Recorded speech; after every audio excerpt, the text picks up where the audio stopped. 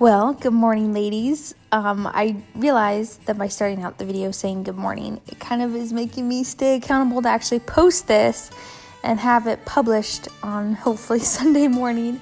And so if all goes as planned, hopefully this video will be coming out in the morning on Sunday. So I can actually say good morning and be at the accurate time of day.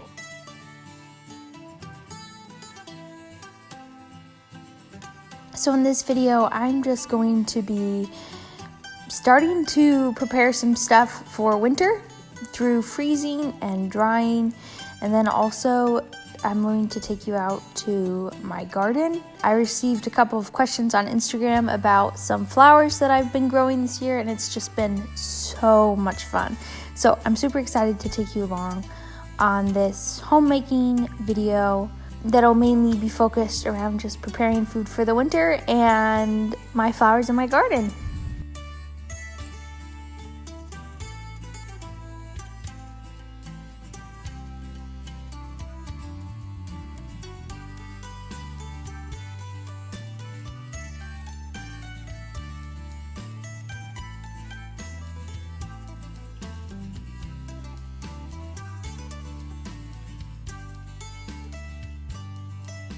I was kind of celebrating while we were doing this corn because this is the first successful corn I've ever grown. And I think all the credit probably goes to my husband who helped plant this corn and helped water it while it was little. And it has just actually produced really, really well. And I'm so happy to even have enough to put some away for the winter.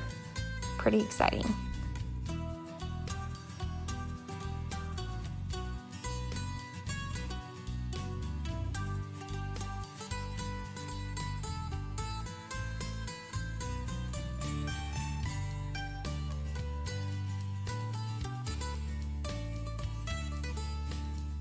And yes, this knife definitely needs some sharpening.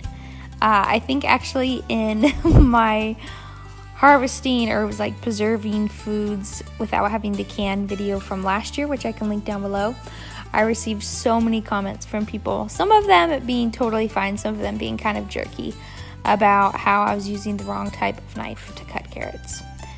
I did not realize people were observing that closely my videos, but thank you for your concern.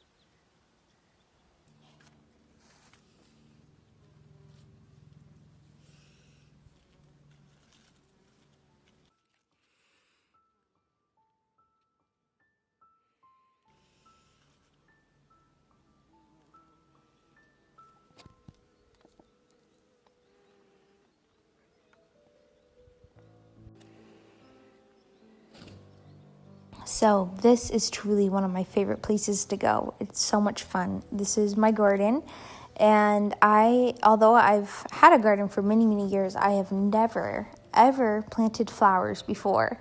And so this was the very first year and my first try, and I have just been so happy with how they have grown. It's been so amazing. I posted a video at the beginning of the spring of me going out and checking on my flowers because literally the day after I planted these starts, we got a massive frost and I was so afraid they had all gotten killed. And I just did the most redneck thing. I took a whole bunch of plastic bins, put them over the flowers, put a whole bunch of tarps over them, and I'm just so surprised that they actually survived. And every time I go out and make bouquets to either just put in the house or to sell at my stand, it is just so much fun and it brings me so much joy. And I have tons of plans for next year with what I want to do with these flowers. It's so fun.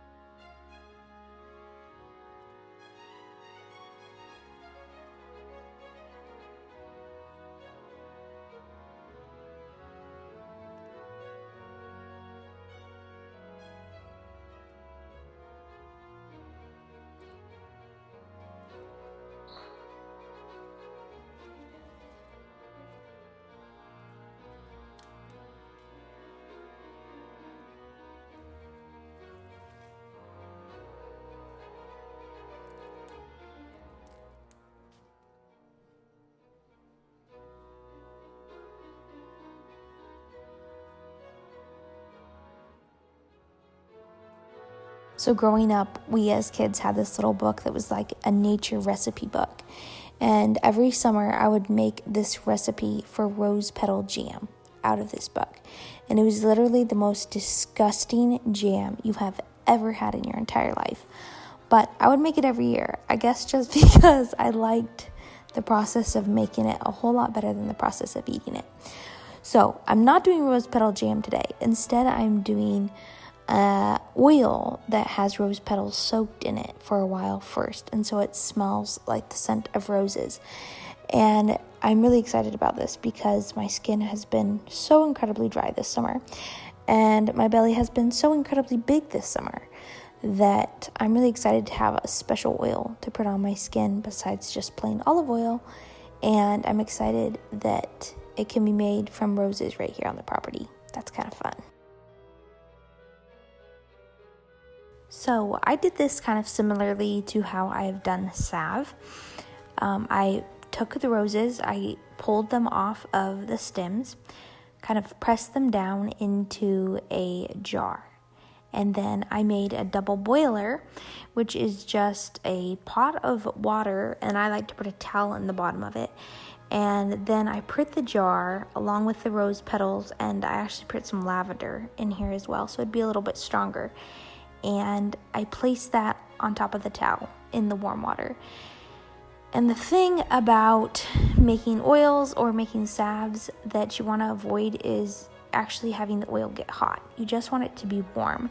And that way it just infuses all of the amazing properties from the rose petals or the herbs or whatever you're doing into the oil without actually killing those good properties because it gets too hot. So I left this actually in this little double boiler that I made for about a day on a very, very low setting on the stove.